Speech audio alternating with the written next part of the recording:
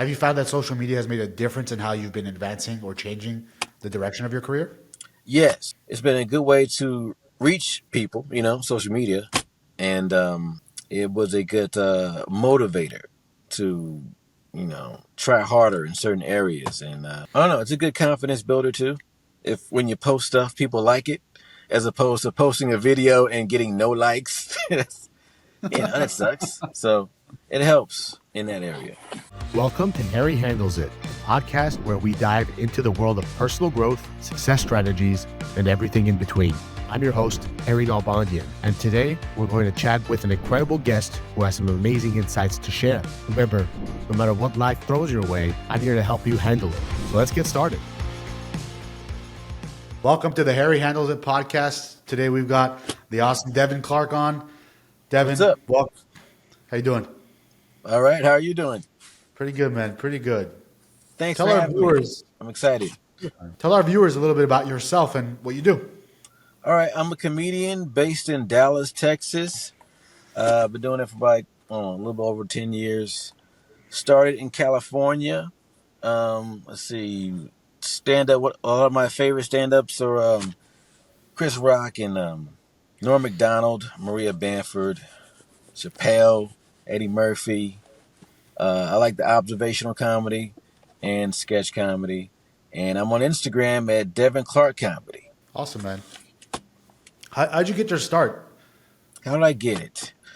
I had a desire to start to write jokes. I like to make people laugh. So I decided to give it a shot, looked it up on the internet. This is a while ago. This was like back when Craigslist was hot. I go on Craigslist to figure out where to go do comedy. And I think I did it first at a laundromat, and then it was like a lot of bars, open mic night. You go up, you sign up, you get maybe 3 minutes, and sometimes you have to pay. Like there's spots in LA where you have to pay $5 to get 5 minutes, or $1 a minute. Like it was like a drug. Like you pay dollars and you pay $1 and you get some stage time to get your fix. And it was cheap. I wanted to make movies, but writing jokes is way cheaper than trying to make a movie. So I hear you on that, man. So I'm a trial lawyer. I try cases in front of juries, and stand-up is my favorite form of art. It's hilarious, and there's a lot of interplay, I feel like, between talking to a jury, who are usually 12, 14 people who don't want to be there, who got summoned to be there. yeah. A little different than a smaller comedy audience who's paying to kind of see.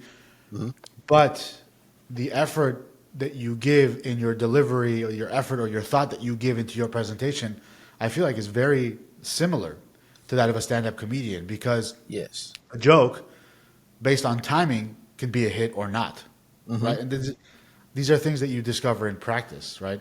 Right. I've often thought that because I watch a lot of courtroom dramas and lawyer TV shows, and I do see similarities between your closing, your opening statement, with like a bit like a stand-up performance. Different goals in mind, definitely, but it's what do you call it? Public speaking, which is a lot of people are scared of that. I think there was a poll like it's the number one fear over dying is public speaking, which is strange. But even after doing it for so long, I still get nervous about going up and talking publicly. But once the laughs come, the nerves tend to go away. But you are right. Like I think I would be a hilarious lawyer. I would like to try it one time. You should let me like close out a case that you have, preferably a man. murder trial. I would love to close out a murder trial. I think it'd be easier on defense. You just gotta convince one person, right, that the video is AI, and you'd be good. I love That it. That's wasn't the my new defense client. That was strategy. AI. It wasn't me. Yes, I could be my own lawyer. Would you ever do that? If they say a lawyer has a fool for a client, what's the phrase? If you represent Yeah, yourself, but that's right. would it really be a bad thing if you know what you're doing? Oh man, I wouldn't do it. That's for sure. Good answer.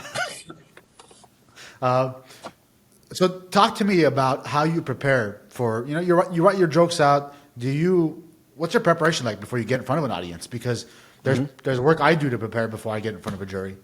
Yeah, with me, it's like trying to remember the new stuff.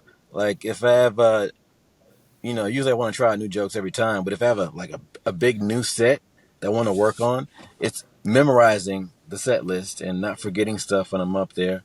That's what I prepare on, trying to memorize the set completely. And then maybe not word for word with the bit or the joke, but definitely the order, because sometimes the order is important. And I want to make sure I hit those jokes, like if I'm taping it. And sometimes I get nervous because I know I don't want to screw up if I'm taping this. And I'll forget jokes. And that sucks. So that's for preparing.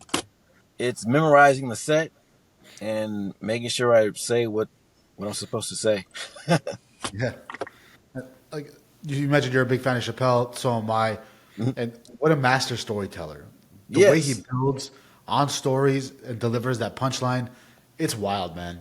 It's Oh, Do you find yourself building these sets with that in mind? Like, how can I craft this story to build on top of one another, so I can finally deliver the punchline that I'm looking for? well, like in my set, I don't really have a lot of big stories, but I would like to get to that level where telling longer stories, because I think would help.